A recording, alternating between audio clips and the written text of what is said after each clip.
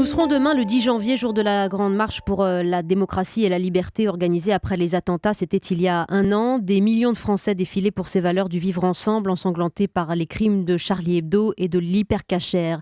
Mais au même moment, l'an passé, le net est envahi de rumeurs en tout genre. Les fameuses théories du complot, si tenaces et si dangereuses. Bonjour Sophie Mazet. Bonjour. Vous êtes professeure d'anglais dans un lycée de Saint-Ouen en Seine-Saint-Denis. Vous avez publié un manuel d'autodéfense intellectuelle chez Robert Laffont. On va en parler pour initier notamment chacun à l'esprit critique. Et dès 2010, vous avez monté des ateliers dans vos cours pour combattre ces théories. Ça signifie qu'elles existaient déjà, ces théories du complot chez les jeunes, bien avant les attentats que nous avons vécus l'an passé. Alors en fait, pour tout dire, je ne m'étais pas rendu compte au début qu'elles existaient, les théories du complot. Je l'ai découvert justement en ayant monté cet atelier pour exercer l'esprit critique de mes élèves.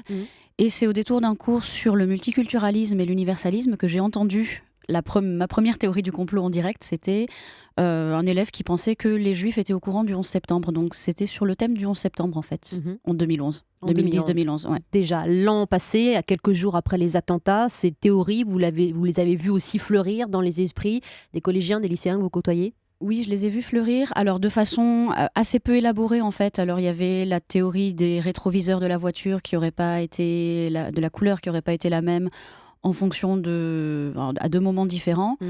La théorie de deux voitures, donc avec la théorie d'une mise en scène, d'une manipulation, alors qu'on nous explique que quand on décortique bien cette théorie du complot que c'est simplement le degré d'exposition au soleil qui fait que les rétroviseurs changent de couleur. Voilà. Théorie démontée en quelques secondes. J'ai entendu ça, j'ai entendu la théorie de la pièce d'identité aussi. Pourquoi on a laissé un passeport ? Voilà, c'était la carte d'identité de l'un des frères Kouachi et c'était assez intéressant parce que justement il y avait une autre histoire de pièce d'identité à propos du 11 septembre justement, qui était le passeport de l'un des terroristes qui aurait été retrouvé dans les décombres.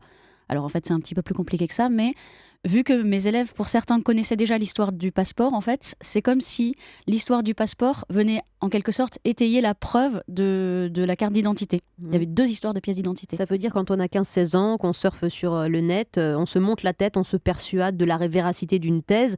C'est un peu le propre de la propagande, voire du lavage de cerveau. Oui, c'est complètement de la propagande. Oui, défaut d'esprit critique, c'est ça le problème principal ? Je ne suis pas sûre que ce soit un défaut d'esprit critique ou une volonté, au contraire, d'exercer son esprit critique, mais un manque de méthode, en fait. Parce que c'est un peu comme une sorte de scepticisme total qui finalement est la même chose que de la crédulité totale. Si on rejette absolument tout, c'est pas du tout une méthode, c'est une posture.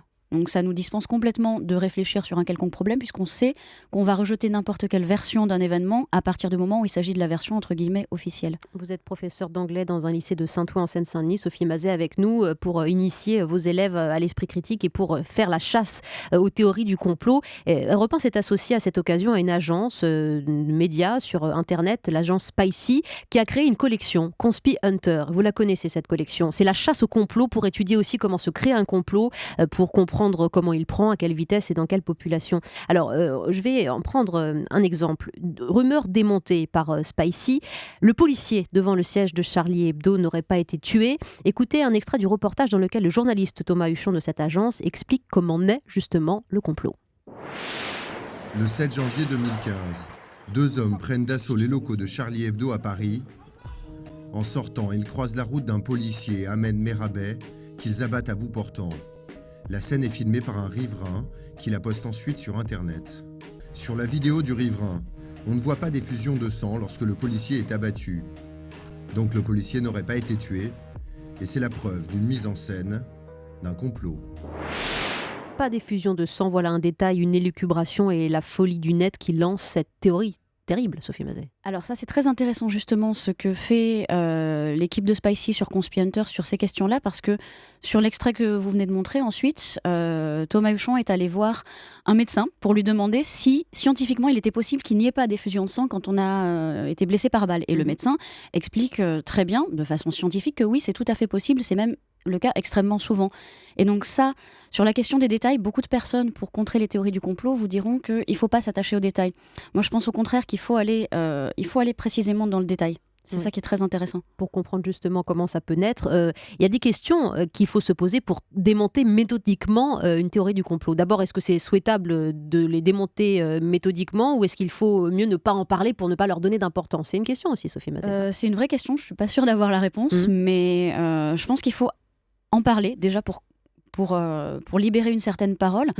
Et surtout aussi pour ne pas donner l'impression aux élèves, alors moi c'est à des élèves que j'ai affaire, mais il y a aussi beaucoup d'adultes, pour ne pas donner l'impression aux gens que leur parole est censurée, ce qui renforcerait finalement leurs croyances. Donc je pense qu'il faut les écouter, il faut les entendre, même si elles sont parfois extrêmement difficiles à entendre, extrêmement dures. Et il ne faut pas être dans une sorte de posture de supériorité qui consisterait à dire « vous avez tort, j'ai raison ». Oui. Faut écouter d'abord. Écouter et démonter en parlant de la source de ces théories, de ce qui se passe si on les pousse jusqu'au bout et s'il n'y aurait pas une explication de bon sens à mettre à la place. D'où ce travail de pédagogie que vous faites aussi en tant que professeur. Voilà, pour leur donner des outils.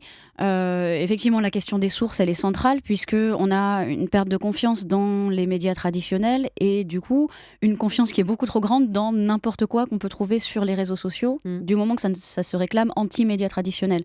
Donc c'est une sorte d'effet, c'est une sorte de symétrie en fait. Donc l'analyse des sources, elle est très importante.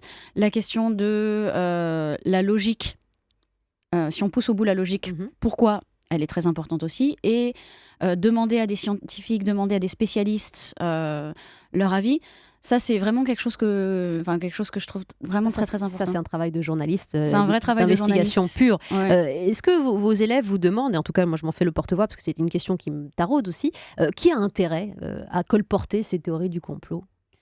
Oui, ils le demandent. Alors ils le demandent quand ils sont un petit peu déjà dans le soupçon, mais pas entièrement parce que un complotiste endurci, ça va être extrêmement difficile, voire impossible de discuter avec lui. Donc moi, c'est vrai que j'ai plutôt l'occasion de discuter avec l'immense majorité des élèves qui sont plutôt dans le doute.